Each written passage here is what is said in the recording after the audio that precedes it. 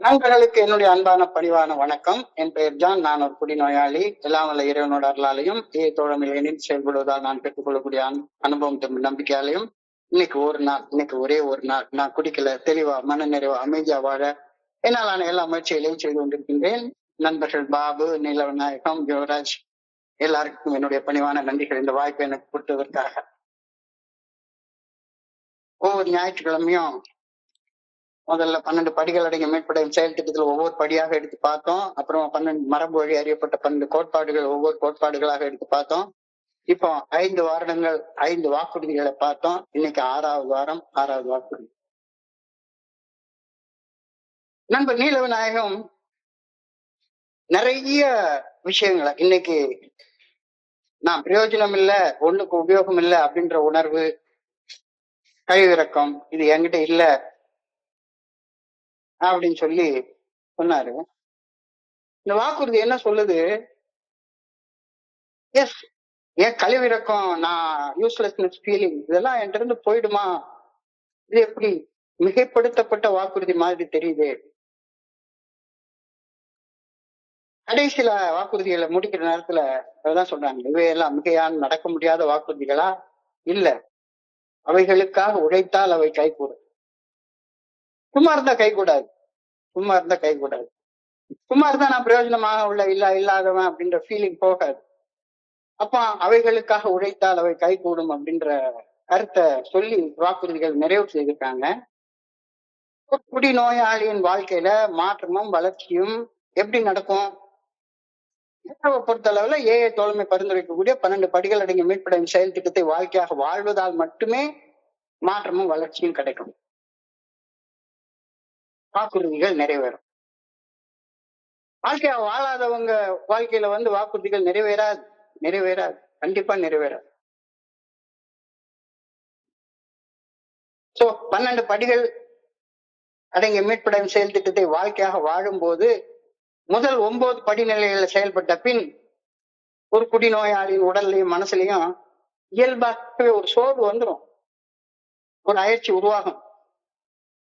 என்னடா இது உலகத்துல இருக்கிறவன் நார்மல் பர்சன் மாதிரி வாழணும்னு நான் நினைச்சா என்னை ஒரு அப்நார்மல் பர்சனா மறுபடியும் வாழ வைக்கிறாங்களே.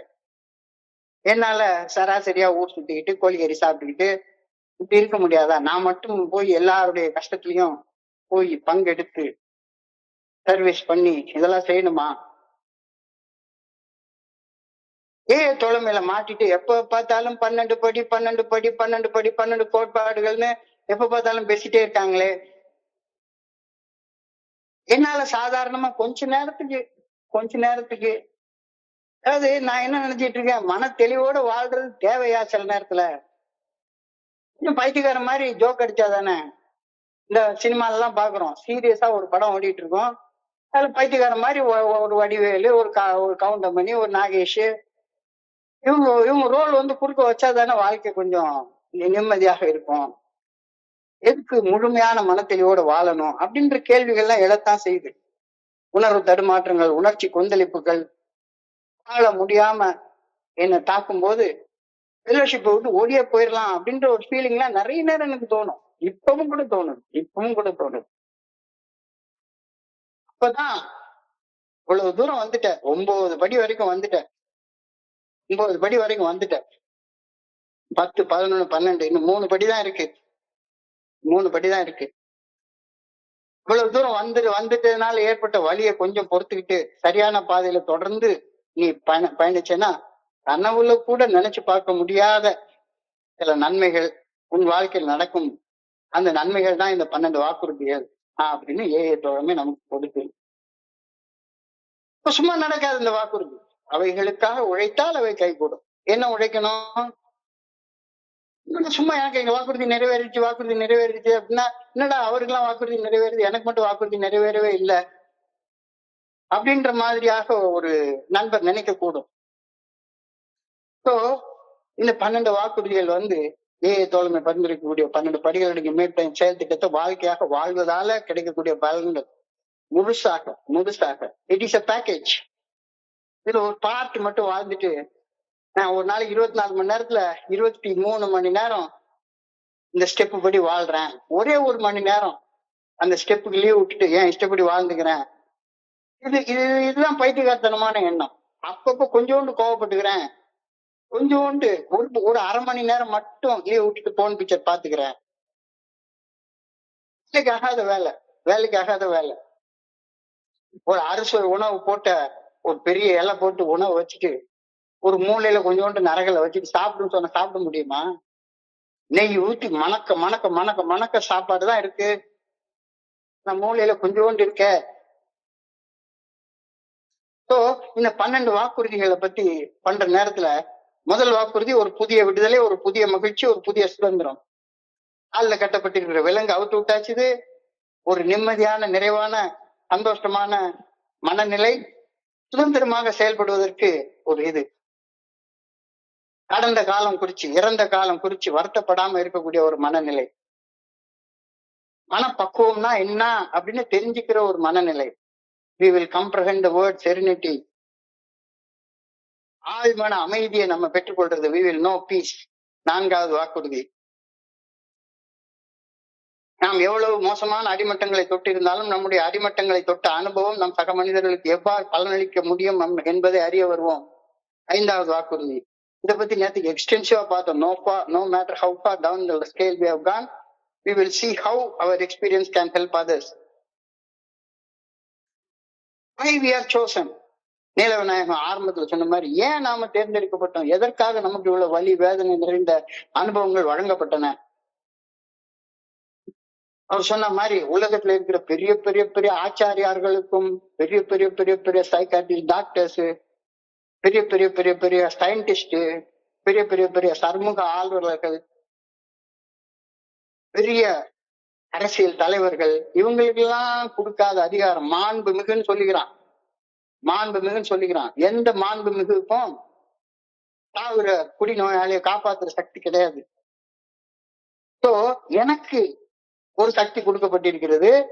என்னது அந்த சக்தி? என்னுடைய அவமானப்பட்ட, கேவலப்பட்ட, அசிங்கப்பட்ட அனுபவங்கள் மூலமாக எனக்கு கொடுக்கப்பட்டிருக்கிறது. இன்னமும் அசிங்கப்பட்ட, அவமானப்பட்ட வாழ்க்கை வாழ்ந்து கொண்டிருந்தேன்னா எனக்கு அந்த சக்தி கிடைக்காது. அசிங்கத்தை பட்டு, அவமானத்தை பட்டு, கேவலப்பட்டு எல்லாம் வாழ்ந்து அந்த கேவலத்திலிருந்து விடுபட்டு வாழ்ந்த அனுபவம் தான் அனுபவம். கேவலமான அனுபவம் இல்ல, அனுபவம் இல்ல. சோ நான் ஏன் தேர்ந்தெடுக்கப்பட்டேன் அப்படின்ற அந்த பேம்ப்ளெட்டை படிச்சு பார்த்தோம்னா என்னுடைய குப்பையான அனுபவத்துக்கு இன்னொருத்தன் உயிரை காப்பாற்றக்கூடிய மாபெரும் ஆற்றல் வழங்கப்பட்டிருக்கிறது அப்படின்றது தெரியறப்ப அந்த 5வது வாக்குறுதி நிறைவேறதை நம்ம பாக்குறோம். No matter how far down the scale we have gone, we will see how our experience can help others அப்படின்றது. நான் அடிமட்டத்தை தொட்ட அனுபவம் பிறருக்கு உதவும் கருவியாக மாற்றம் அடைகிறது. எப்ப? அடிமட்டத்துல இருந்து உயர்ந்து வர்ற நேரத்துல. அடிமட்டத்திலே உட்கார்ந்து இருந்துட்டு என்னால உதவ முடியாது. அதே அடிமட்ட வாழ்க்கையை வாழ்ந்து கொண்டு அதே மாதிரியான ஒரு கேவலமான ஒரு வாழ்க்கையை இன்னமும் வாழ்ந்து கொண்டு முகத்துல ஒரு முகமூடியை போட்டுக்கொண்டு நடிச்சு கொண்டு வாழ்ந்து கொண்டிருந்தா என்னால யாருக்கும் உதவ முடியாது. அடுத்தவங்களுக்கு உதவிகரமாக அந்த அனுபவங்கள் இருக்காது. டேர்னிங் பெயின் இன்டு பர்பஸ் அப்படின்னு போன வாரத்துல பார்த்தோம். எனது தனிப்பட்ட அனுபவங்களை அர்த்தமுள்ள ஒரு இதாக உருமாற்றம் செய்வது. Turning pain into purpose, turning pain into purpose. இது ஏன் எனக்கு நடந்தது அப்படின்னு கேட்பதிலிருந்து இதிலிருந்து தப்பி பிழைத்த அனுபவம் என்னுடைய சக மனிதர்களுக்கு பணி செய்ய எப்படி உதவுகின்றது அப்படின்னு கேட்கிறதாக மாறுது. Transforming my struggles into a greater mission, into a greater mission. Shift in my perception. என்னுடைய கண்ணோட்டமே மாறுது, என்னுடைய கண்ணோட்டமே மாறுது. நான் யாரு? குணமடைந்து கொண்டு வருகின்ற ஒரு குடிநோயாளி.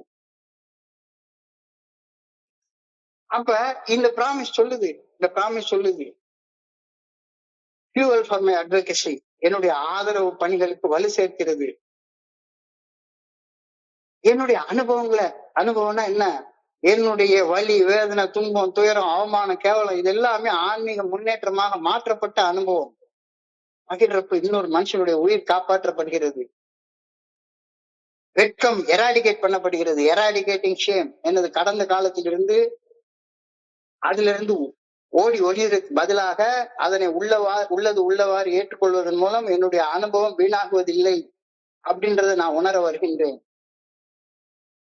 எனக்குள்ளார ஒரு பிணைப்பு உணர்வு, ஒரு இணைப்பு உணர்வு உருவாகுது. நான் இந்த ஃபெலோஷிப்பை சேர்ந்தவன் அப்படின்ற உணர்வு உண்டாகுது. இதெல்லாம் முடிச்சதுக்கு அப்புறமாக இன்னைக்கு இப்ப 6வது ப்ராமிஸ்க்கு வந்து சேரணும். 6வது ப்ராமிஸ்க்கு வந்து சேரணும். The feeling of uselessness and self-pity will disappear.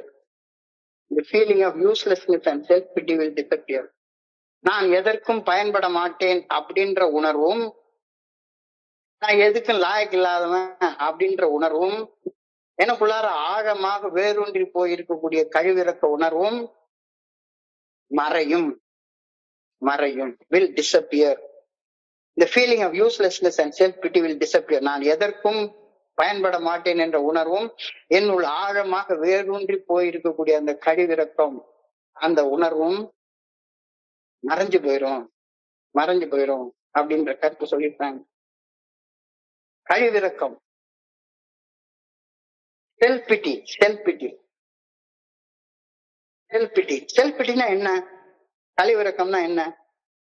ஒரு மனிதன் தன் மீது தானே கொண்டிருக்கும் மிக அளவுக்கு அதிகமான பரிதாபம், அளவுக்கு அதிகமான இரக்க உணர்வு. இரக்கத்தை அடுத்தவன் மேல காட்டணும். இரக்கத்தை கஷ்டப்படுற மனுஷன் மேல காட்டணும். நான் கஷ்டப்பட்டுட்டு இருக்கேன், நான் கஷ்டப்பட்டு இருக்கேன், நான் கஷ்டப்பட்டுட்டு இருக்கேன்னு என் மேலேயே இரக்கம் காட்டிக்கிறது. என்னை பார்த்து நானே பரிதாபப்பட்டுக்கிறது. என்னை பார்த்து நானே பரிதாபப்பட்டுக்கிறது. இந்த இந்த உணர்வு, இந்த உணர்வு ரொம்ப காலத்துக்கு முன்னால வசந்த மாளிகைன்னு ஒரு படம் வந்துச்சு.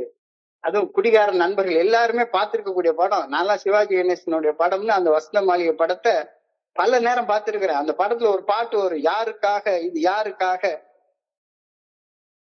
செல்பிட்டி பாட்டுன்னா இந்த இதுதான் இருக்கிறதுலயே ஆக சிறந்த செல்பிட்டி பாடல். ஏமாற்றப்பட்ட ஒரு மனிதனாக வலியையும் விரக்தியையும் உலகத்தின் மீதான வெறுப்பையும் நினைச்சு நினைச்சு நினைச்சு நினைச்சு உருகி உருகி பாடுற மாதிரி, யாருக்காக இது யாருக்காக. தோல்வி நிலையில எல்லாவற்றையும் இழந்து நிற்கும் ஒருவனின் உச்சக்கட்ட விரக்தியிலே பாடக்கூடிய பாடல்.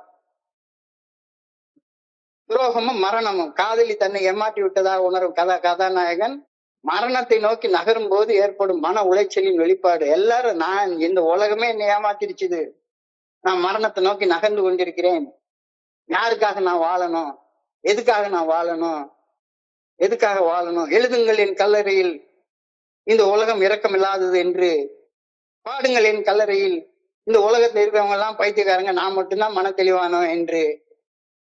எவ்வளவு செல்பிட்டில் உள்ள வரிகள் பாருங்க. எழுதுங்கள் என் கல்லறையில் அவள் இரக்கம் இல்லாதவள் என்று, பாடுங்கள் என் கல்லறையில் இவன் பைத்தியக்காரன் என்று.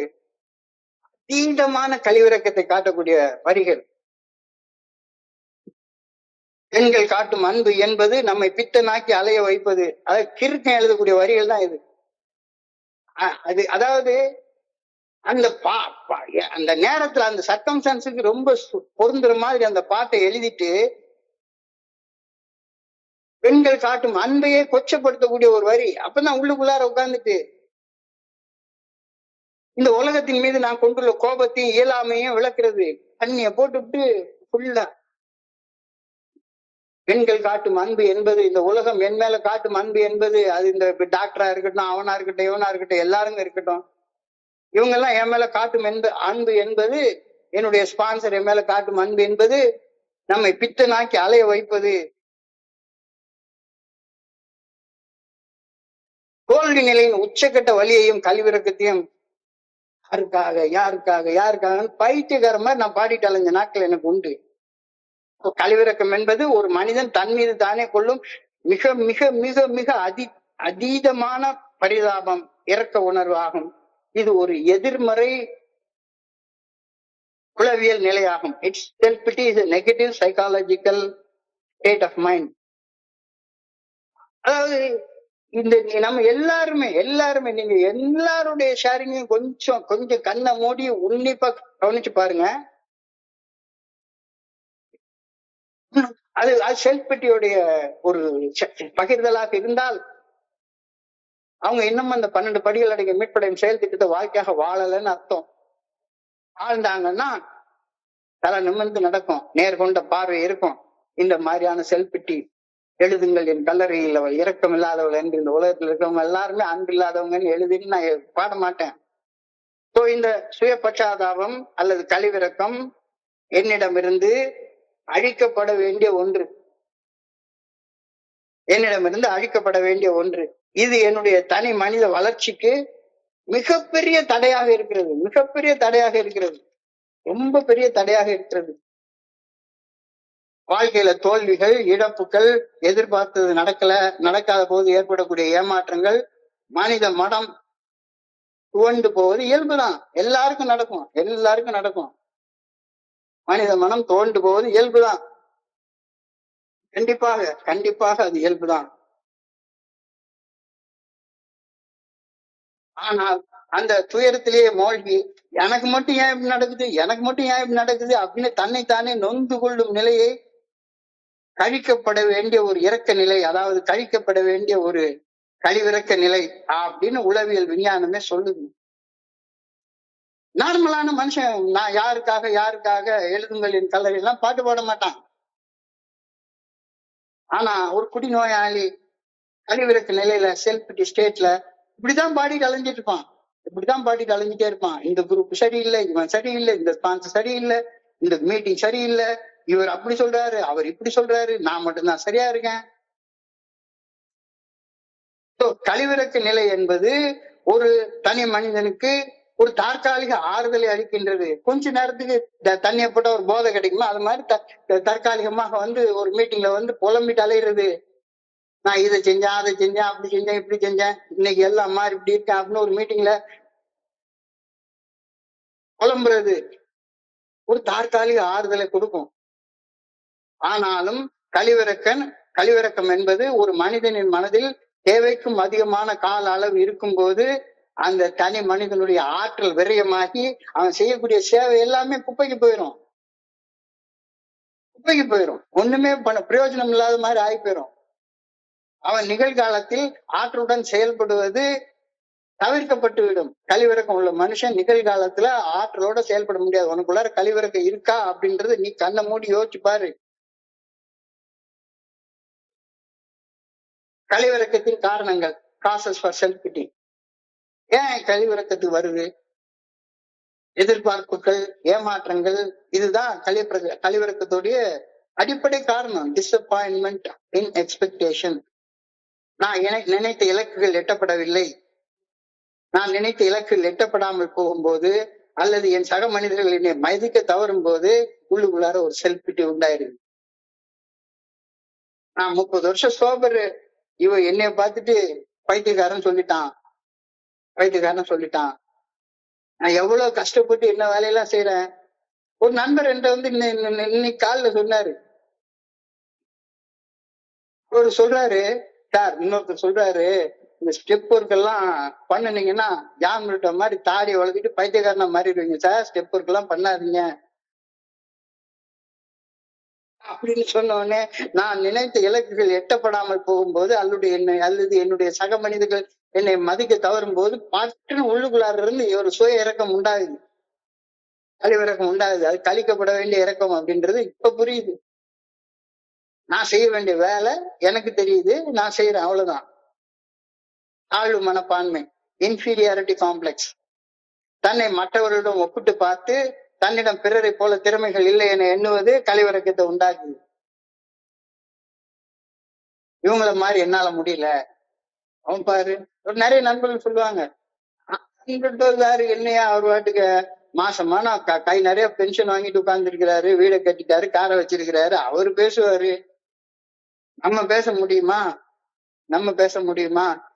தன்னை மற்றவர்களுடன் ஒப்பிட்டு பார்த்து தன்னிடம் பிறரை போல திறமை இல்லை என்று எண்ணுவது கழிவிறக்கத்தை உண்டாக்கி விட்டுரும். பொறுப்புகளை தட்டி கழித்தல், அது கழிவிறக்கத்தை உண்டாக்கிறோம். Avoiding responsibility. தனது தோல்வி நிலைக்கு தானே காரணம் என்பதை ஏற்றுக்கொள்ள மறுப்பது. நான் காரணம் கிடையாது, இது காரணம், அது காரணம், இன்னார் காரணம், அன்னார் காரணம் அப்படின்னு தனது தோல்வி நிலைக்கு தன்னை காரணம் என்பதை ஏற்றுக்கொள்ள மறுத்து சூழ்நிலைகளை அல்லது பிறரை குறை கூறி அவங்கதான் ஏன் தோல்விக்கு காரணம் அப்படின்னு சொல்றது. இதுதான் கழிவிறக்கத்துடைய அடிப்படை காரணிகள், காசஸ் ஆஃப் செல்ஃப் பிட்டி.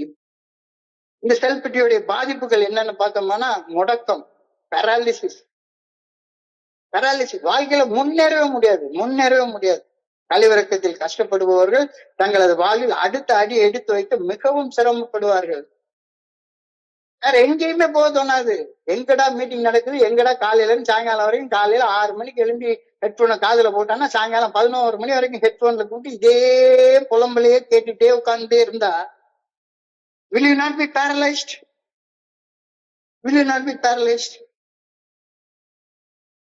கழிவிறக்கத்தால் கஷ்டப்படுபவர்கள் தங்களுடைய வாழ்க்கையில அடுத்த அடி எடுத்து வைக்க கஷ்டப்படுவார்கள். இதனால என்ன உண்டாகும் பாதிப்பு? கழிவிறக்கத்தால டிப்ரெஷன், மனசோர்வு. தொடர்ச்சியான கழிவிறக்கம் நாளடைவுல மிக கடுமையான மன அழுத்தமாக, டிப்ரெஷன் ஆகவும், கடுமையான மன பதட்டமாகவும், ஆங்ஸைட்டி ஆகவும் எப்பவுமே மாறி போயிடும்.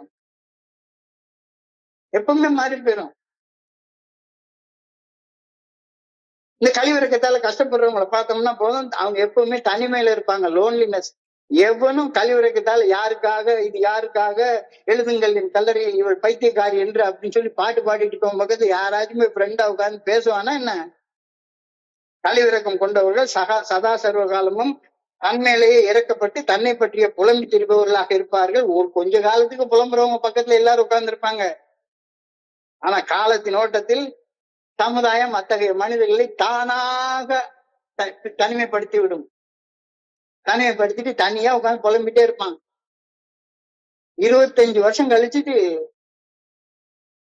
தூக்கு மாட்டிட்டு தொங்குறத பாக்குறோம். ஏன் இல்ல, தூக்கு மாட்டிட்டு தொங்காமலே உட்கார்ந்து அதே புலம்பல், மீட்டிங்ல புலம்பல், மீட்டிங் முடிச்சு டீ கடைக்கு வந்தா புலம்பல். இது தனிமையை உண்டாக்கி விட்டுரும். கழிவிறக்கத்தின் காரணங்களை பார்த்தோம், கழிவிறக்கத்துடைய பாதிப்பு பார்த்தோம். இப்ப கழிவிறக்கத்திலிருந்து மீள்வதற்கான வழி நன்றி உணர்வு போயிடு. Count your blessings, count not the days, count thy grace. Count not the day. நான் இவ்வளவு நாள் சோபரா இருந்திருக்கேன், நான் இவ்வளவு நாள் இருந்திருக்கேன், அது பண்ணாத. எவ்வளவு வருஷ காலம் சோபரா இருந்துட்டு இன்னமும் கழிவிறக்கத்திலே வாழக்கூடிய மனிதர்களை என்னால் நிறைய பேரை பார்க்க முடியுது. ஏழையுடைய இந்த வாக்குறுதி நிறைவேறக்கூடியது. அதாவது அவங்க சொன்ன மாதிரி ஒரு ஒரு விடுதலை, ஒரு சுதந்திரம், ஒரு மகிழ்ச்சியை பார்க்கறது, கடந்த காலத்துக்காக வருந்தாம இருக்கிறது, மன பக்குவம் என்றால் என்ன என்று புரிஞ்சு கொள்றது, மன அமைதி நான் என்னன்னு தெரிஞ்சுக்கிறது, அனுபவங்களுடைய பயன்பாட்டை புரிஞ்சு கொள்றது, இதெல்லாம் நடக்குது அப்படின்னு சொன்னா கவுண்ட் யுவர் பிளெஸிங்ஸ். அப்ப உனக்கு இந்த செல்ஃப் பிட்டி போயிடும். என்னுடைய என்கிட்ட உள்ள குறைகளை நினைத்து வருந்துவதற்கு பதிலாக எனக்கு கிடைக்கும் நன்மை மற்றும் ஆசீர்வாதங்களை பட்டியலிட்டு பார்க்கிறது கழிவிறக்கத்திலிருந்து விடுபடுவதற்கான ஒரு வழி.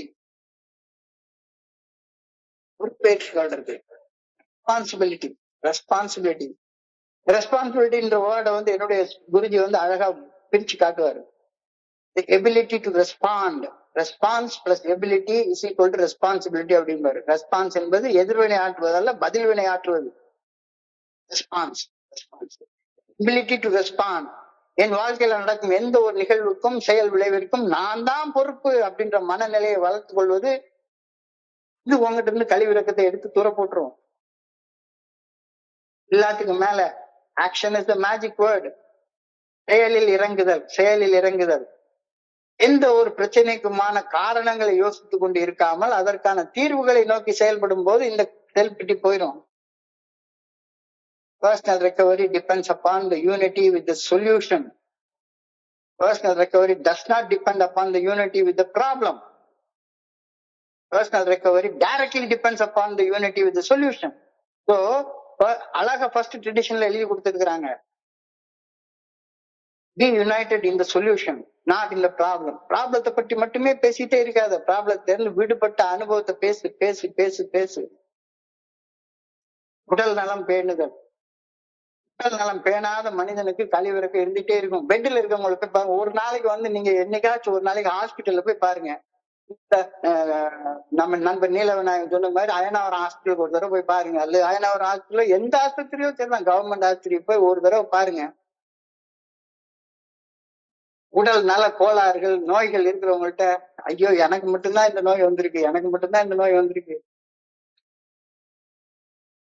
அப்ப இப்பமே உடல் நலமாக இருக்கிற நேரத்திலே உடல் நலம் பேணுதல், உடல் பயிற்சி, தியான பயிற்சி என்ற சாதகங்களை மனதை நேர்மறையாக ஆற்றலோடு வைத்துக் கொள்வதற்காக உபயோகப்படுத்தி செய்யறது.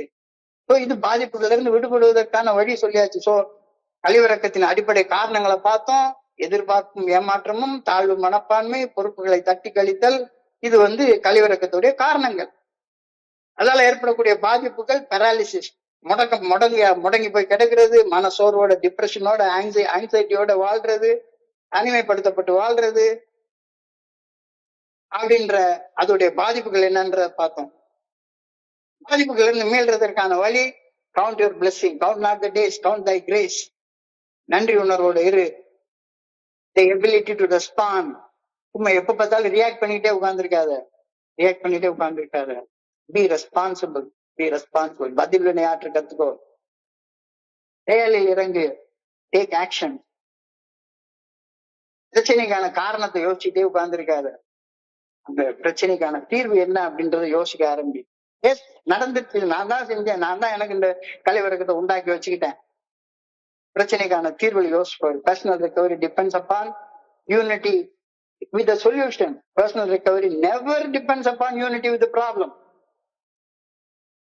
Don't be united with the problem. அந்த ப்ராப்ளத்துக்கான சொல்யூஷன் என்னன்றதை கண்டுபிடிச்சு எப்ப பார்த்தாலும் தீர்வுல வாழ கத்துக்கோ. செயல்படுதல், அதுதான் தீர்வு. கழிவிறக்கம் என்பது ஒரு மென்மையான நச்சு போன்றது, ஒரு சாஃப்ட் பாய்சன். அதை நம்மை நாமே அழித்துக் கொள்ளும் நிலைக்கு இட்டு செல்லும். துன்பங்கள் வரும்போது அந்த துன்பங்களை நம்முடைய அனுபவங்களாக மாற்றி மீண்டும் எழுவேன் என்ற உள்ள உறுதியை வளர்த்துக் கொள்வதன் மூலமாக கழிவிறக்கம் காணாமல் போய்விடும். உள்ளுறுதி காண்பதுதான் வாழ்க்கையிலே உயரம். எண்ணம் செயல் ஆகிவிட்டால் எல்லாமே கூடி வரும். சும்மா உட்கார்ந்துட்டு ஸ்டெப்பை பத்தி பேசிட்டே இருக்காதீங்க. கழிவிறக்கம் என்பது ஒரு மென்மையான நச்சு போன்றது, சாஃப்ட் பாய்சன், ஸ்லோ பாய்சன். அது நம்மை அழித்துக் கொள்ளும் நிலைக்கு நம்ம இட்டு செல்லும். துன்பங்கள் வரும்போது துன்பத்தை பத்தி மட்டுமே பேசிட்டு இருக்காதீங்க. அந்த துன்பத்தை ஒரு அனுபவமாக மாற்றி அந்த துன்பத்திலிருந்து எப்படி வெளிவரதுக்கு அப்படின்ற சொல்யூஷனை கண்டுபிடிச்சு மீண்டு எழுந்து உள்ள உறுதியை பெற்றுக்கொள்ளும் போது இந்த கழிவிறக்கம் காணாம போயிடும். அவர் தான் சொல்றாரு, feeling of uselessness and self disappear. காணாமல் போயிடும். கழிவிறக்கத்தை சுய பச்சாதாபத்தை விட்டு self compassion and self belief இதை வளர்த்துக் கொள்வதன் மூலமாக வாழ்க்கைக்கு மிகச்சிறந்த அடித்தளத்தை நாம உருவாக்கி கொள்ள முடியும் அப்படின்ற கருத்து இன்னைக்கு தெளிவாக அழகாக சொல்லப்பட்டிருக்கிறது. கழிவிறக்கம் என்பது தன்னைத்தானே நினைத்து வருந்துதல் அல்லது கடந்த கால தவறுகளை எண்ணி எண்ணி ஏங்குதல். இது கூடாது அப்படின்னு தெய்வ திருவள்ளுவர் அழகா ஒரு சொல்றாரு. தன்னைத்தானே நினைச்சு வருத்தப்பட்டுட்டே உட்கார்ந்துருக்கிறது. ஐயோ, நான் இப்படி பிறந்துட்டேனே, யாருக்காக நான் பிறந்தேன், எதுக்காக நான் பிறந்தேன், ஏன் இப்படி கஷ்டப்பட்டுட்டு இருக்கேன், கஷ்டம் கஷ்டம் கஷ்டம் கஷ்டம், எப்ப பார்த்தாலும் கஷ்டப்பட்டு புலம்பிருக்கிறது. கழிவிறக்கம் தன்னைத்தானே நினைத்து வருந்துதல் அல்லது கடந்த கால தவறுகளை எண்ணி ஏங்குதல் கூடாது என்று தெய்வப்புலவர் வலியுறுத்தி கூறுகிறார். வருந்துதற்கு உரிய செயல்களை செய்யாமல் இருப்பதுவே சிறந்தது. இந்த செயலை செஞ்சா எனக்கு கழிவிறக்கம் உண்டாகும், வருத்தப்படுவேன் அப்படி தெரிஞ்சா அந்த செயலை ஏன் செய்ய? வருந்ததற்குரிய செயல்களை செய்யாமல் இருப்பதுவே சிறந்தது. துன்பம் வந்தால் அதற்கு வருந்தாமல் நான் இன்று அனுபவிக்கும் துன்பத்திற்கு கடந்த காலத்தில் நான் செய்த ஏதோ ஒரு கர்ம வினைதான் காரணம் என்பதை கண்டுணர்ந்து அந்த கர்மத்தை செய்வதை இன்னைக்கு தவிர்ப்பது அறிவுடைமை அப்படின்னு தெய்வப்புலவர் அழகா சொல்றாரு. மறுபடியும் சொல்றேன், கழிவிறக்கம் தன்னைத்தானே நினைத்து வருந்துதல் அல்லது கடந்த கால தவறுகளை எண்ணி எண்ணி எண்ணி எண்ணி ஏங்குதல் கூடாது என்று வலியுறுத்தி சொல்றாரு. நான் வருந்துதலுக்குரிய ஒரு செயலை செய்யாமல் இருப்பதுவே சிறந்தது. துன்பம் வந்தால் அதற்கு வருந்தாமல் நான் இன்று அனுபவிக்கும் துன்பத்திற்கு கடந்த காலத்துல நான் செய்த ஏதோ ஒரு கர்ம வினைதான் காரணம் என்பதை கண்டுணர்ந்து அந்த கர்மத்தை செய்வதை இன்று தவிர்ப்பது அறிவுடைமை.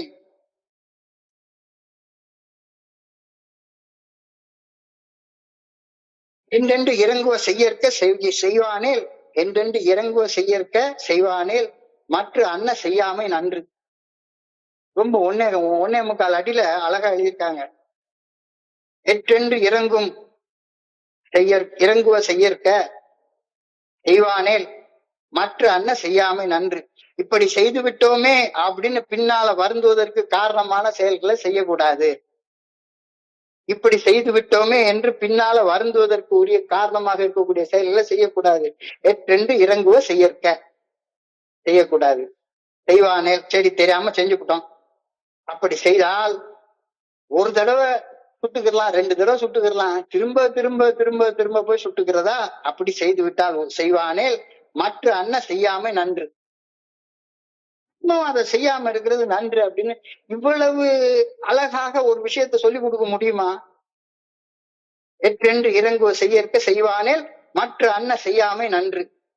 இப்படி செய்து விட்டோமே என்று பின்னால் வருந்துவதற்கு காரணமான செயல்களை செய்யக்கூடாது. ஒருவேளை அப்படி செய்து விட்டால் மீண்டும் அந்த தவறை செய்யாதிருப்பது நன்று.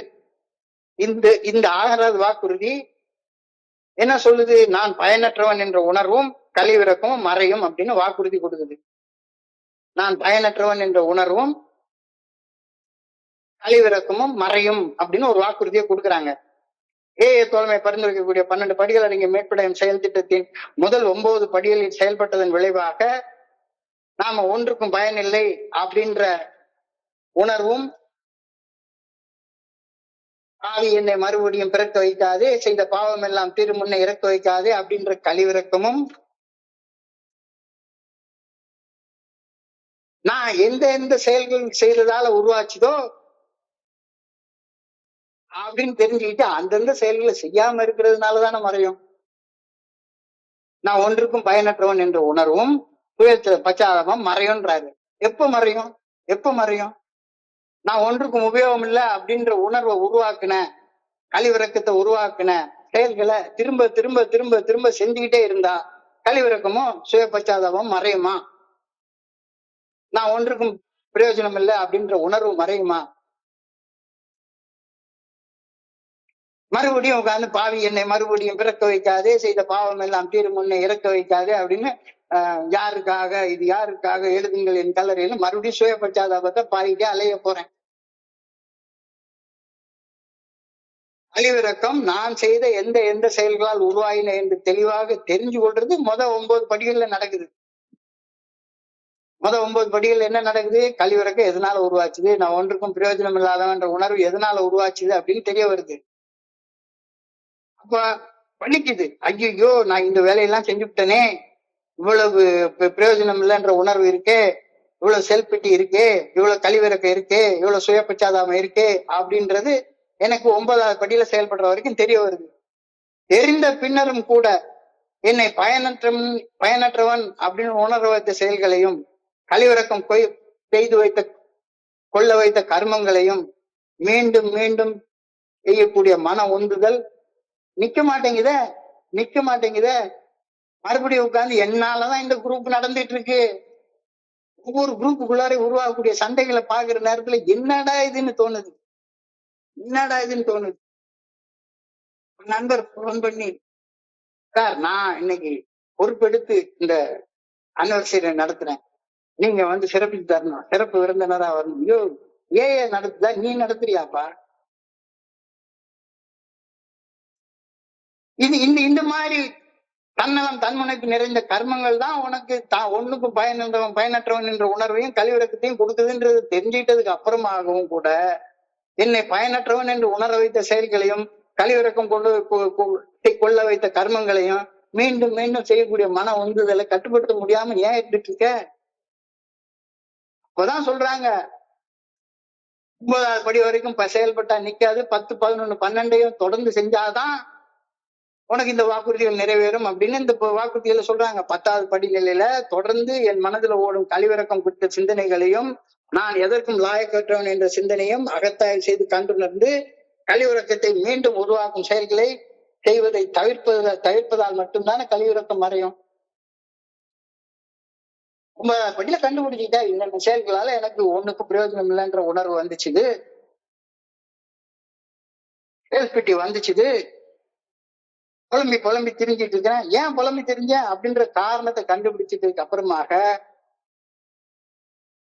படிநிலையில தொடர்ந்து என் மனதில் ஓடும் கழிவிறக்கம் குறித்த சிந்தனைகளையும் நான் எதற்கும் லாயக்கற்றவன் என்ற சிந்தனைகளையும் அகத்தாய்வு செய்து கண்டுணர்ந்து கழிவிறக்கம் உருவாக்கக்கூடிய அந்த செயல்களை செய்வதை தவிர்த்தால் தானே கழிவிறக்கம் மறையும், ஒன்றுக்கும் பயனற்றவன் என்ற உணர்வு மறையும். கழிவிறக்கத்தையும் நான் ஒன்றுக்கும் லாயக்கற்றவன் என்ற உணர்வையும் உருவாக்கும் செயல்கள் செய்வதை தவிர்த்தால் மறையும். தவிர்க்க தவறினால் மறுபடியும் நீ ஒண்ணுக்கு லாயக்கு இல்லைன்றத உலகத்துக்கே நீ சுட்டி காட்டிட்டே உட்கார்ந்துட்டு இருப்ப அப்படின்னு இந்த வாக்குறுதி சொல்லுது. கொஞ்சம் ஆழமாக சிந்திச்சு பார்ப்போம். நான் ஒண்ணுக்கு லாயக்கிட்டவன் என்ற கழிவிறக்கத்தோடு வாழ்வதற்காக நான் படைக்கப்படவே இல்லையே.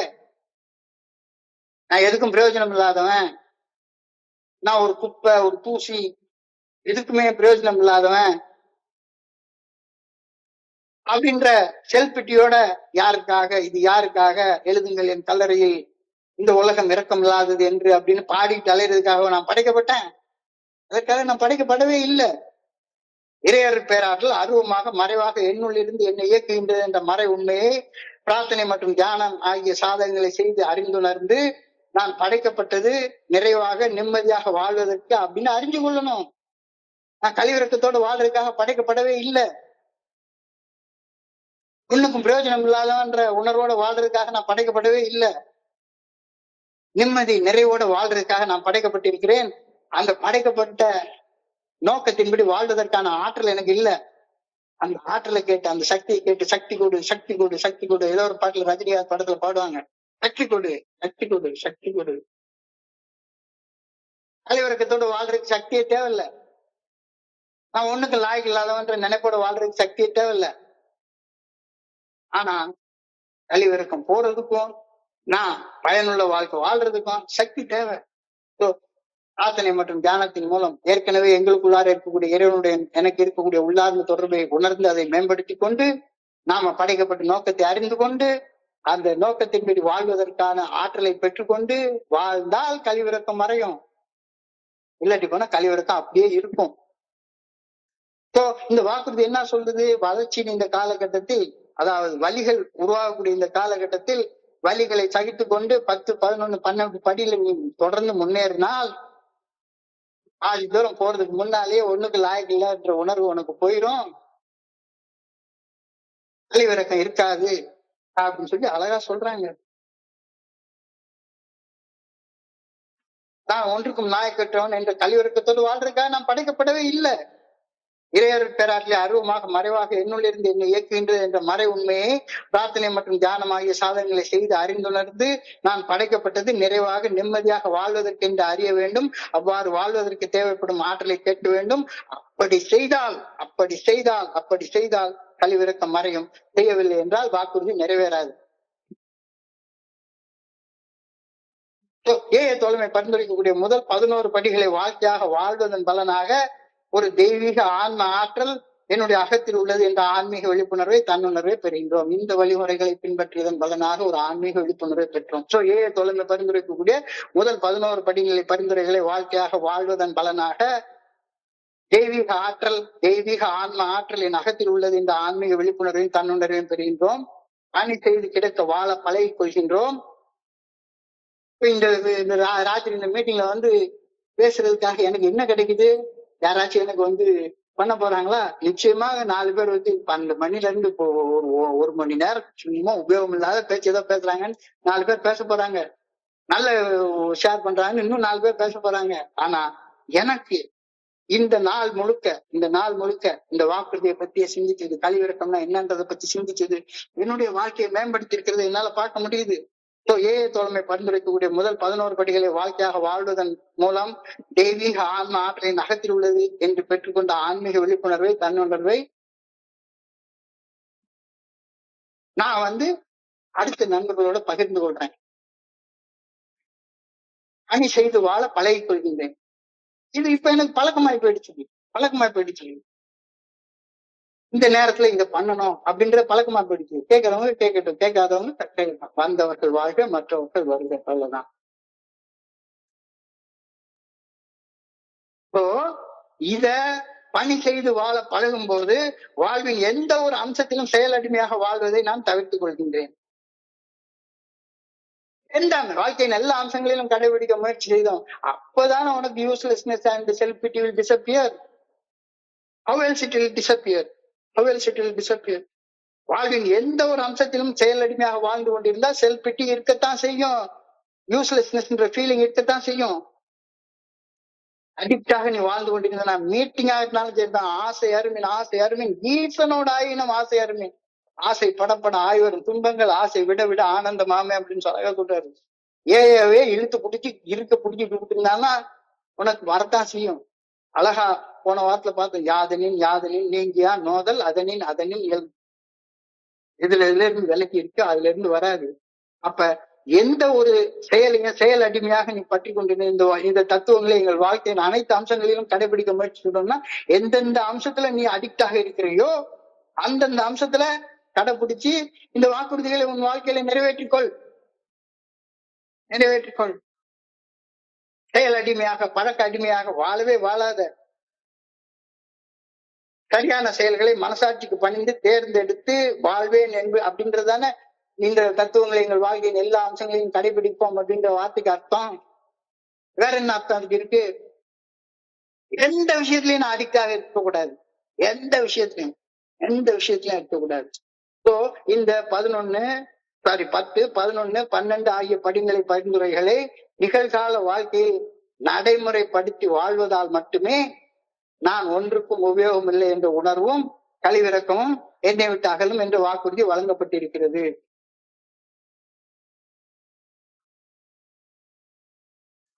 வாக்குறுதி எப்ப நிறைவேறும்?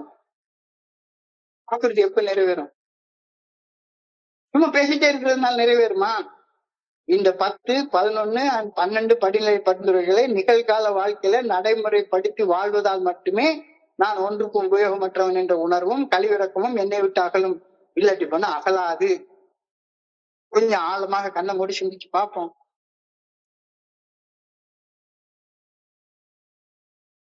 அரியினும் ஆகாவாம் பாலல்ல உய்த்து சொரியினும் போகாவாம் ஊழ். அரியினும் ஆகாவாம் பாலல்ல உய்த்து சொரியினும் போகாவாம் ஊழ். ரொம்ப ஒரு புரியாத மாதிரி உள்ள பொருள். அரியினும் ஆகாவாம் பாலல்ல உய்த்து சொரியினும் போகாவாம் ஊழ். நான் ஒன்றுக்கும் பயனற்றவன், நான் இந்த பிறவியை ஏன் எடுத்தேன், நான் எதுக்கு பிறந்தேன் அப்படின்ற கழிவிறக்கம் நமக்கு வரக்கூடாத ஒரு உணர்வு. என்னத்தையோ செஞ்சு அதை வர வச்சுட்டேன், வந்துருச்சு.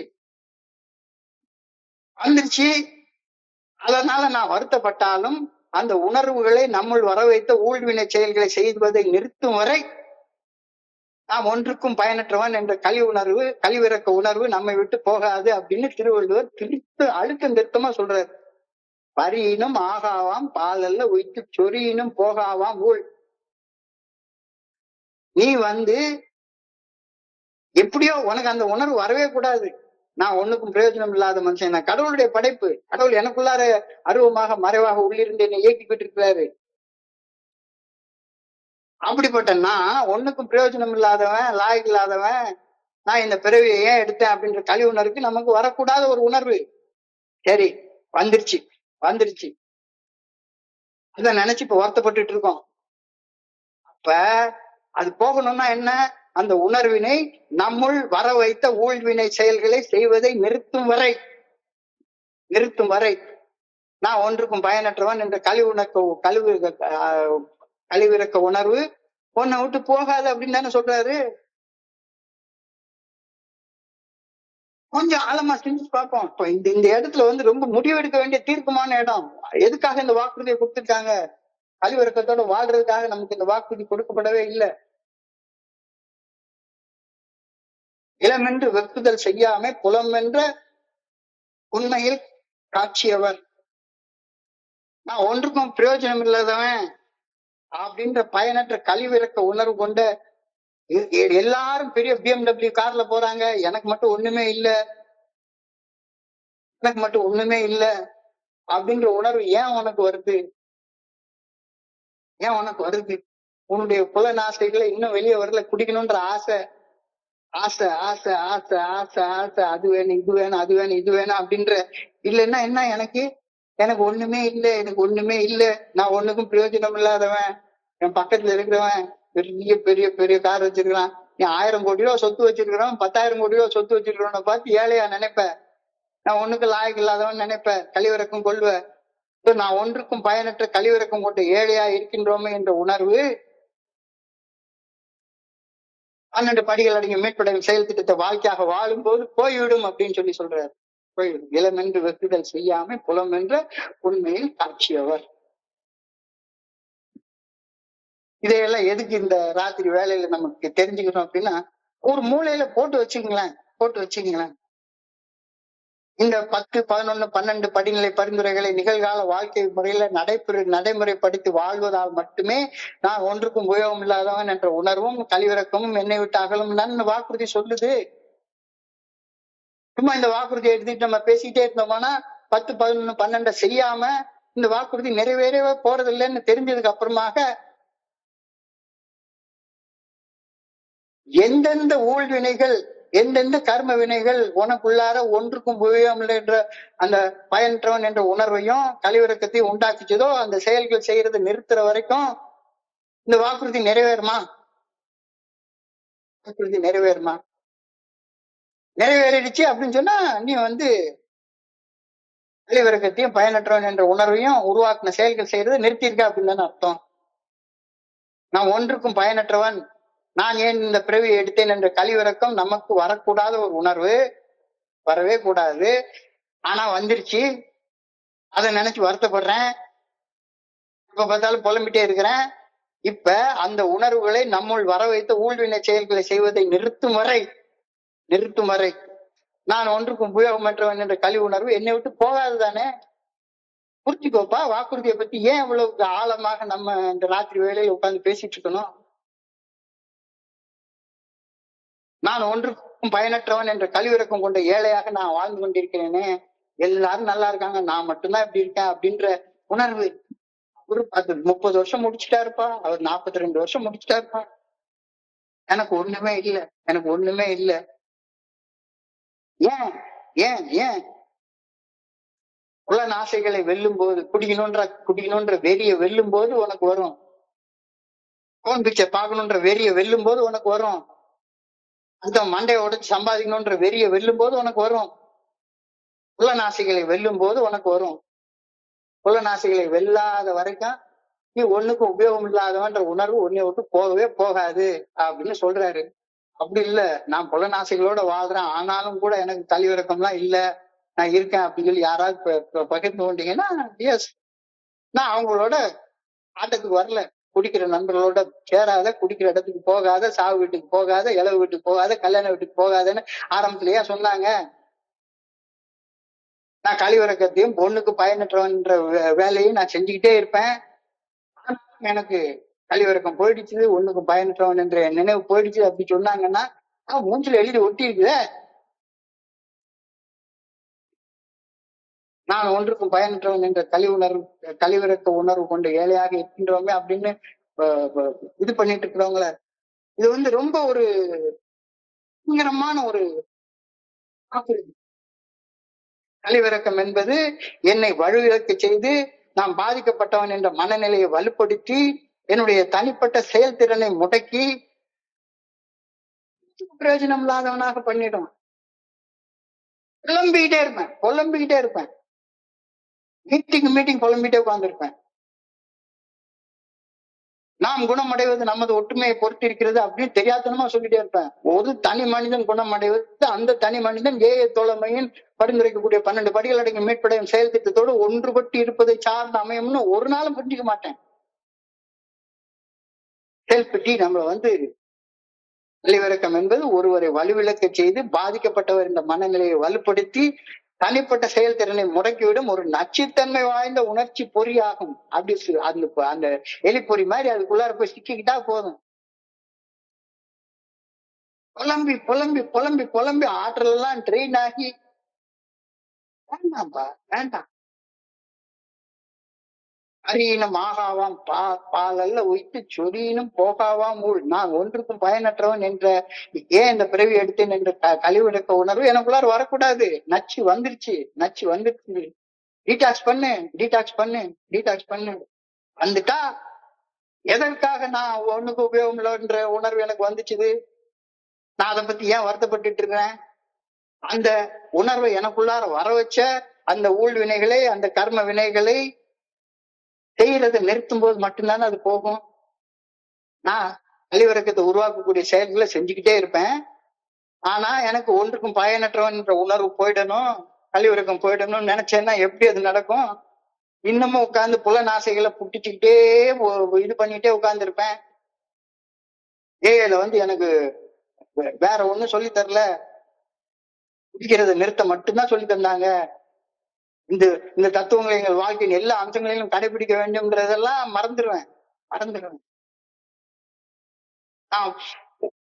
நான் ஒண்ணுக்கும் பிரயோஜனம் இல்லாத மனுஷன், ஒண்ணுக்கு லாய்க்கு இல்லாத மனுஷன் அப்படின்ற கழிவிறக்கம் கொண்டு ஏழையா இருக்கின்றோமே என்ற உணர்வு எப்ப போகும்? நீ செயல் அடிமையாக வாழ்றது நிறுத்துறப்ப மட்டும்தான் போகும். செயல் அடிமையா வாழ்ற வாழ்க்கை பயனற்ற வாழ்க்கைன்றது உலகத்துக்கே தெரியும். Don't come to the AA meeting as an addicted personality. Addicted personality ஆகாத. ஆசையர் மீன் ஈசனோடாயினும் ஆசையர். ஈசன்ட்ட கூட அடிக்டடா இருக்காது. அடிக்டடா இருக்கவே இருக்காது. அடிக்டடா இருந்தா ஒண்ணுக்கும் பிரயோஜனம் இல்லை அப்படின்ற உணர்வும் சுய பச்சாதாபம் மட்டும்தான் நிற்கும். சுய பச்சாதாபம் என்ற அழிவுகரமான நிலைக்கும் செல்ஃப் லவ் என்ற ஆக்கப்பூர்வமான ஆரோக்கியமான நிலைக்கும் இடையில உள்ள வித்தியாசத்தை நல்லா புரிஞ்சுக்கோ. ஒரு அழிவுகரமான நிலை, செல்ஃப் லவ்ன்றது ஒரு ஆக்கப்பூர்வமான நிலை, சுய அன்பு.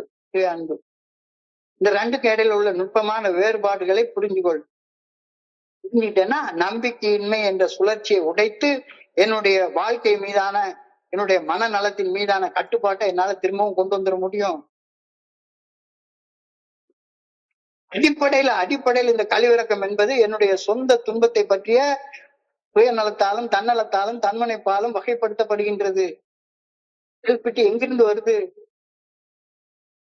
அதோடைய ரூட் எங்கிருந்து வருது? Selfishness and self centredness that we think is the root cause of all our self pity, all our uselessness feeling. ஏமாற்றம் அல்லது இழப்பால நிலை குலைந்து போவது ஒரு இயற்கையான மனித எதிர்வினையாக இருந்தாலும் கூட அந்த ஆரம்ப வழி ஒரு நீடித்த மனநிலையாக மாறும்போது என்கிற பொறிக்குள்ளார போய் சிக்கிக்கிறோம்.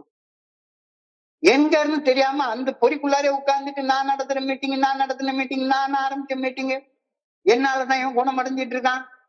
ஒன்னால குணமடைகிறது ஒன்னாலே முடியல, நீ என்னத்துக்கு போய் அடுத்தவனை குணமடைய வைக்க போற? சர்வீஸ் பண்றதுலயே ஒரு பிரைடு. இது மறுபடியும் என்ன செல்பட்டி கொண்டு போய் விடும், குரூப் ரெண்டா உடைக்கும். ஆரம்பிச்சவர் இன்னொரு குரூப் ஆரம்பிக்கணும்னு ஆரம்பிப்பாரு.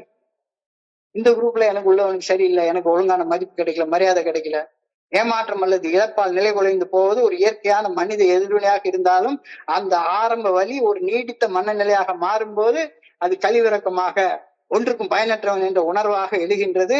சுய பச்சாதாபத்தில் கழிவிறக்கத்தில் சிக்கியவர்கள் அடிக்கடி என்ன கேட்டுப்பாங்க? ஏன் எனக்கு மட்டும் நிகழ்ந்து, இவன் எல்லாம் நல்லா நடத்திட்டு இருக்கான், நான் மட்டும் ஏன் எப்படி, நான் மட்டும் எப்படி அப்படின்னு தாங்களை கேட்டுக்கொள்கின்றார்கள். ஒருவரின் பிரச்சனைகள் தனித்துவமான முறையில் மோசமானவை அல்லது வாழ்க்கை இயல்பாக நியாயமற்றது அப்படின்ற நம்பிக்கையில எல்லாமே பயனற்ற நிலைக்கும் கழிவிறக்க நிலைக்கும் போயிடுது. இந்த நிலையில சிக்கிக் கொள்ளும் போது ஒரு தனி நபராகிய என்னுடைய உளவியல் நோக்கு வெறுவாக குறுகி விடுகின்றது. ரொம்ப நேரோவா போயிடுவேன். ஏன் குரூப் நிறைய நண்பர்கள் சொல்லுவாங்க, எனக்கு சிரிப்பா வரும். நான் சார்ந்து இருக்கிற நம்பிக்கை பெற்ற நண்பர்கள் குழு, நான் சார்ந்து இருக்கிற குரூப் கழிவிறக்க நிலையில சிக்கிக் கொள்ளும் பொழுது ஒரு தனி நபரின் உளவியல் நோக்கு வெறுவாக குறுகி விடுகின்றது. ஏங்கிறது பறந்து விரிந்த ஒரு உலகளாவிய தோழமை குழுமம் அப்படின்ற அந்த நோக்கம் குறுகி விடுகிறது. தீர்வுகளை தேடுவதற்கு பதிலாக அவர்கள் சேதம் மற்றும் இழப்பிலேயே மூழ்கி யாரோ ஒருவரால் ஏதோ ஒன்றால் காப்பாற்றப்படுவார்கள் என்ற செயலற்ற முறையில நம்பிக்கை, என்னை காப்பாத்துறதுக்கு என்ன தவிர வேற யாரும் கிடையாது, எனக்குள்ளார கடவுள் இருக்காது, அவர் காப்பாற்றுவார் அப்படின்ற உணர்வுகளை போக்கி தீர்வுகளை தேடுவதற்கு பதிலாக அவர்கள் சேதம் மற்றும் இழப்பிலேயே மூழ்கி யாரோ ஒருவரால் அல்லது ஏதோ ஒன்றால் காப்பாற்றப்படுவார்கள் என்ற செயலற்ற முறையை நம்பிக்கை வைக்கிறார்கள். மேலும் சுய பச்சாதாபம், இந்த கழிவிறக்கம் ஆழ்ந்த தனிமை உணர்வை உருவாக்குகின்றது.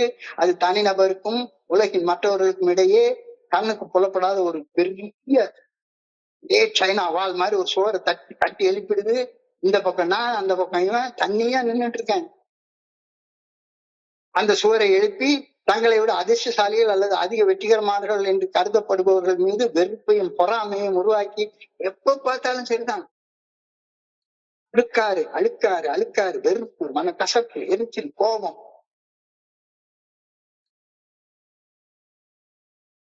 ஆனா இதுல என்னன்னா, இந்த கழிவிறக்கம் என்பது மன வருத்தத்தை ஒரு விசித்திரமான கவர்ச்சியான நிலையாக தோன்ற செய்கின்றது. இந்த உணர்ச்சி ரீதியான வலிக்கு நாம என்ன பண்றோம், ரொம்ப மறுபடியும் அந்த கழிவிறக்கத்தால பேசுறோங்கிறது தெரியாமலேயே பேசிக்கிட்டே இருக்கிறோம். நம்முடைய துயரத்தை நியாயப்படுத்துகின்றோம். நம்ம அறியாம நம்முடைய துயரத்தை நியாயப்படுத்துகின்றோம். நம்முடைய துயரத்தை வெளிக்காட்டுவதன் மூலமாக அடுத்தவங்களுடைய உதவியையோ அல்லது வழிமுறையோ நிராகரிக்கிற வேலைக்கு வர்றோம் அப்படின்னு சொல்லி சைக்காலஜிஸ்ட் சொல்றாங்க. இதெல்லாம் போகும் அப்படின்னு இந்த பிராமிஸ் சொல்லுது. எப்ப 10, 11, 12 இந்த பரிந்துரைகளை நிகழ்கால பின்பற்றுவதன் மூலமாக நான் ஒன்றுக்கு உபயோகம் இல்லை என்ற உணர்வும் கழிவிறக்கமும் என்னை விட்டு அகலும்னு அழகா சொல்லியிருக்காங்க. இந்த கழிவிறக்கத்தை கடப்பதற்கு, துயரத்தில் மூழ்கி தவிப்பதற்கு உண்மையான அந்த செல்ஃப் கம்பேஷனை, சுய அன்பை பிராக்டிஸ் பண்றதுதான், இந்த சுய அன்பை பிராக்டிஸ் பண்றதுதான் 12வது படியில வருது. இந்த வழிமுறைகளை பின்பற்றியதன் பலனாக கடவுள் எனக்குள்ளார இருக்கிறார் அப்படின்ற அன்பு கூட கடவுள் மேல நான் அன்பு வைக்க ஆரம்பிக்கிறேன். அவர்தான் எல்லாம், அவர்தான் என்னை இயக்குகின்றார். ஆனா கழிவிறக்கம் மற்றவரிடமிருந்து என்னை அந்நியப்படுத்தி என்னுடைய துன்பம் முற்றிலும் என்னுடையது மட்டுமே என்று என்னை நம்ப வைக்கின்றது. அந்த துன்பத்தையே அசை போட்டு கசப்பு மற்றும் கையெற நிலையில, ஒண்ணு கையாளாகாத நிலையில திக்கிக்கிட்டு கஷ்டப்பட்டுக்கிட்டு தேவையாது. கழிவிறக்கம் என்பது என்னுடைய வலியை, என்னுடைய முழு வாழ்வையும் வரையறுக்க விடாமல், என்னை ஏற்றுக்கொள்ள விடாமல் தடுக்குது. இந்த கழிவிறக்கம் என்பது ஒரு நண்பருக்கு நான் காட்டும் அன்பை எனக்கு நானே அளிக்கக்கூடிய துன்பம் என்பது மனித அனுபவத்தின் பகிரப்பட்ட ஒரு பகுதி அப்படின்றது. இதெல்லாம் புரிஞ்சு கொள்றது ரொம்ப கஷ்டமான ஒரு விஷயங்கள். ஆனாலும் இந்த இடத்துல இந்த வாக்குறுதியை பண்றப்ப கழிவிறக்கம்னா என்னன்றதை தெரிஞ்சுக்கிற நேரத்துல, கழிவிறக்கம்ன்றது ஒரு மோசமான நஞ்சு, ரொம்ப மோசமான நஞ்சு.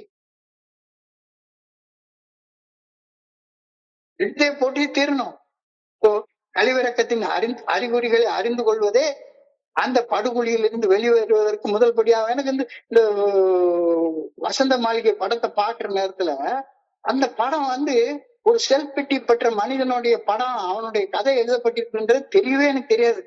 ஆனா ஒரு பெரிய ஆர்டிகிள், கிட்டத்தட்ட ஒரு புத்தக அளவு உள்ள ஒரு ஆர்டிகிள செல்ஃப் பிட்டியில பாதிக்கப்பட்ட ஒரு மனுஷன் எப்படி எல்லாம் புலம்புவான் அப்படின்றதுக்கு அந்த படத்தை பார்த்து எனக்கு கத்துக்கிட்டாங்க. கத்துக்கிற நேரத்துலதான் நான் ஒன்றுக்கும் பயனற்றவன், நான் ஏன் இந்த பிறவி எடுத்தேன் என்ற கழிவிறக்கம் எனக்கு வரக்கூடாத உணர்வுன்றது எனக்கு புரிய ஆரம்பிச்சுது. ஆனா வந்துருச்சுது, அதை நினைச்சு வருத்தப்படுறேன். இப்ப என்ன பண்ணணும், அந்த உணர்வுகளை எனக்குள் வர வைத்த ஊழ்வினை செயல்களை, கர்ம வினைகளை செய்வதை நிறுத்தும் வரை இந்த கழிவிறக்கமும் பயனற்றவன்றவன் போகாது. நிறுத்துறது வழி என்ன? 10, 11, 12 10, 11, 12 10வது படியில தொடர்ந்து அகத்தாய்வு செய். எந்தெந்த செயல்கள் கழிவிறக்கத்தை உண்டாக்குது, பயனற்றவன் என்ற உணர்வை உண்டாக்குதுன்னு தெரிஞ்சுக்கோ. அந்த செயலை செய்யாத. இந்த செயலை செய்யாதிருக்கிறதுக்கு தேவைப்படக்கூடிய ஆற்றலை பிரார்த்தனை மற்றும் தியானத்தின் மூலமாக கேட்டு பெற்றுக்கொள். செயல் அடிமைத்தனமான இந்த வழிமுறைகளை எங்கள் வாழ்க்கையின் அனைத்து அம்சங்களிலும் கடைபிடிக்க முயற்சி செய்தோம்னா, எந்தெந்த இடத்துல நீ அடிக்டா இருக்கிறியோ, எந்தெந்த இடத்துல ஒரு பழக்க அடிமையாக இருக்கிறியோ, இந்தந்த இடத்துல இருந்து விடுதலை பெற்று வெளியே வா. அப்பதான் உனக்கு இந்த வாக்குறுதி நிறைவேறும் அப்படின்னு தெளிவாக சொல்லிட்டாங்கன்னு நான் புரிஞ்சு கொள்றேன். இது ஒரு டீப்பான வாக்குறுதி. இந்த வாக்குறுதியை பற்றி சிந்திக்கிறப்ப என் மனதை கடந்து சென்ற சிந்தனைகளை நான் உங்கள்கிட்ட பகிர்ந்து கொண்டிருக்கிறேன். இது இன்றைக்கு ஒரு நாள் முழுக்க கிட்டத்தட்ட 7 மணி நேரம் 8 மணி நேரம் ப்ரிப்பேர் பண்ண கழிவிறக்கம்னா என்னன்றத பத்தி ஏற்கனவே நிறைய நேரம் நான் போட்டு வச்சிருக்கேன். இன்னைக்கு ஸ்பெசிபிக்கா பண்ண என்னுடைய அனுபவ என்னுடைய சில அனுபவங்களை உங்க கூட நான் பகிர்ந்து கொள்றேன். இதுல என்னுடைய தனி மனித குறைபாடுகள் இருக்கலாம். இதை கேள்வி பதில் பகுதியில நீங்க என்கிட்ட தாராளமா சொல்லலாம். இந்த வாக்குறுதியை பற்றி சிந்திக்கிறப்ப என் மனதை கடந்து சென்ற சிந்தனைகளை உங்களோட பகிர்ந்து கொள்ள இந்த வாய்ப்பு வழங்கி இந்த குழுவிற்கு என்னுடைய நன்றியையும், பொறுமையாக இதுவரைக்கும் கேட்ட ஒவ்வொரு நண்பருக்கும் தலைவணங்கி என்னுடைய நன்றியையும் தெரிவித்துக் கொள்கிறேன். இந்த இரவு பொழுது நண்பர்களுக்கு இனிமையான இரவாக அமையணும் இறைவனை பணியோடு வேண்டிக் கொள்கின்றேன். நன்றி நன்றி நன்றி நன்றி நன்றி நன்றி. வாழ்க வையகம்.